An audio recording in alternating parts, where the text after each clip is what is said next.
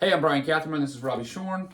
We have been going through Worship Matters by Bob Kauflin. We're in part 4 about relationships. We've hit chapter 29, which is about the relationship the worship team has with the church. It's called Your Church. The church, yep. Now, Robbie, there's a lot here that I think is very helpful for those on the team, young worship leaders, those who are just starting to deal with things like, what do you do when they come compliment you and say, hey, that was great, and Right. how do you deal with that? Or, hey, why don't you play this song? Or why don't you play, I love it when you do this or that, or here's some criticism. And the same happens with preachers. And so these kinds of things are very, very helpful. But I think for the sake of our conversation, I'm just going to encourage that the person working in that context, the person on a worship team, just go to chapter 29 and just literally work through the list there. Yep. You know, kind of how to work on that. Because I want to talk specifically about something else that's in this chapter. The other thing that's in there is how do you teach your church a new song? And how do you lead them? And how do you say some things here and there? How do you avoid, starting, has got some advice, like try to not start something with a song nobody knows, and try not to end on this. And these are just all the really practical, tangible how-tos of being a worship leader. Right. I don't know if everybody watching the video is at that point yet, but if you are, go to chapter 29. Chapter 29, yep. I think for the sake of the video conversation and the group discussion, I just want to just anchor in on the prayer. I like that. He really...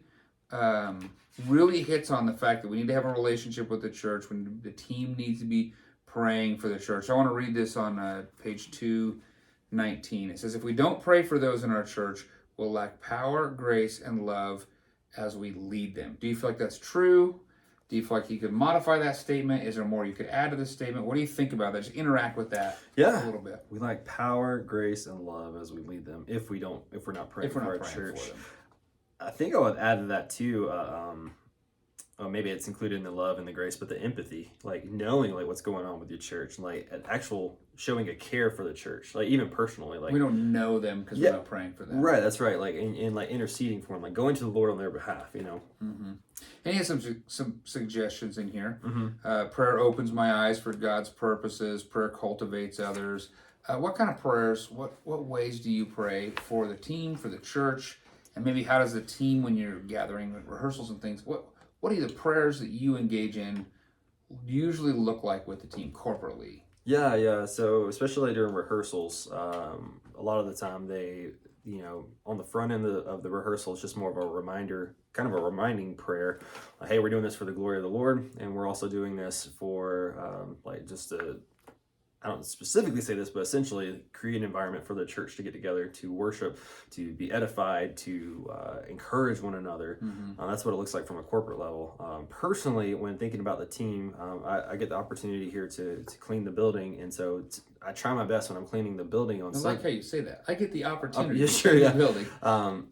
I try to view it that way, in that like as I'm going through the aisles or the pews and such, I try to remember to pray. I used to be pretty good about praying like pretty much for like where people were sitting in seats, That gets harder when the church is getting bigger. Yeah, exactly. But no, just being able to pray for the church as a whole, just praying that, all right, God, like do something great tomorrow, like be glorified, and praying specifically for team members, like, okay, so-and-so is dealing with this, like, please, like, just encourage that individual, make them a man after your own heart, etc. So whatever they're dealing with. Yeah. How do you encourage your team to be praying for the church? Or if you don't, what could you share in the video? Yeah. And how you should be encouraging your team to be praying for the church? Yeah, I don't do a great job with that right now. But yeah, to encourage listeners and hopefully my own team that may watch this, not just on Saturday mornings when we do our rehearsal, that shouldn't be the only time that we're actually praying for the church or praying for one another, but strive to, throughout the week, just think about the church, think about the worship service to come, but just try to cultivate a attitude and a heart, maybe prayer journal, whatever you need to do to get that primer going to where you're thinking more actively about the church, thinking more actively about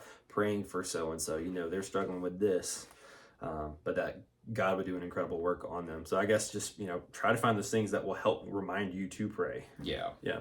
Well, so I want to maybe just end on this. I know this video is a little shorter because I do want to encourage, just go and work through the practical pieces that you need for yourself, because they're very focused on individual readers. It's not the best for group conversation. But it's really good stuff. But I do want to leave us with maybe this. So I was reading a book called On Writing and Writers by C.S. Lewis, technically by C.S. Lewis. He wrote a lot of letters to people towards the end of his life, encouraging people in different ways. They would write to him, he'd respond to them, and somebody had edited a bunch of the sections of his letters to just be focused on writing and writers. And at one point, it really struck me. At one point, he makes the comment that says, if you're only interested in writing, you'll never write anything. You'll never do well. Be interested in something. Know something. Be passionate about something. And then in that, write. Which I think is really helpful advice for writing. But I think there's a sense of that with prayer. I've encountered a lot of people that are really passionate about prayer. They're really serious about prayer. But they don't know people very well. They don't have a real strong interest in the people, in what they're dealing with and what they're doing. They're excited about prayer, but not actually praying for people.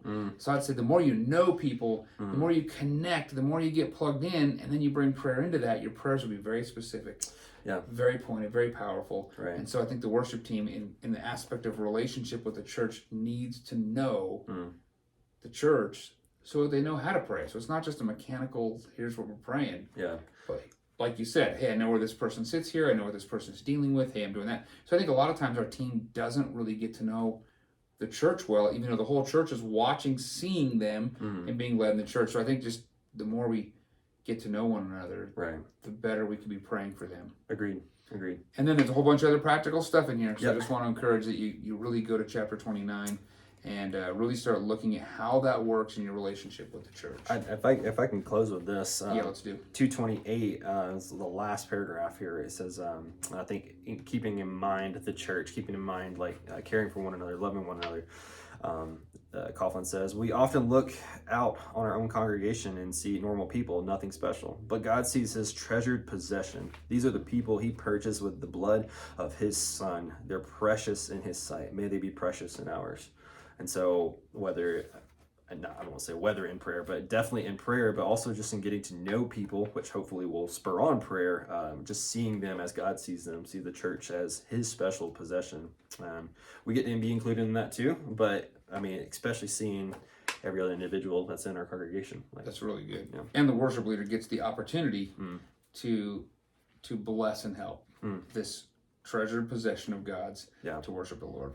Hey, we're talking about Worship Matters. That was chapter 29. We're going to be in chapter 30, talking about the relationship with your team in the next video. I hope you grabbed the book. I hope you've been going through it. I hope these have been helpful. And then we'll see you in the next video.